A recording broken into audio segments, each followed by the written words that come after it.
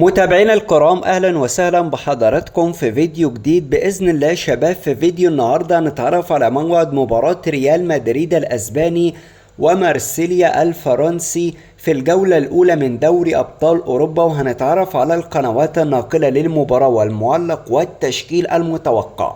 ولكن قبل ان نبدأ، لو انت من محب ريال مدريد اضغط لايك على الفيديو واشترك في القناة.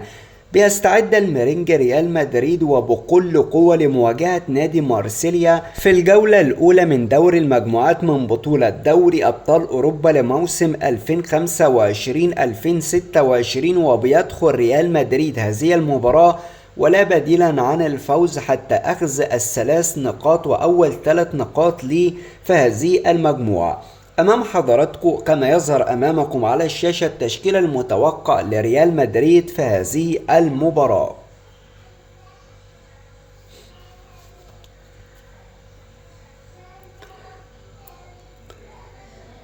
تلعب المباراة يوم الثلاثاء القادم الموافق 16/9/2025، وستلعب على استاد سانتياغو برنابيو، وتنقل عبر قناة اون تايم سبورتس 1 بصوت المعلق المتميز حسن العيدروسي.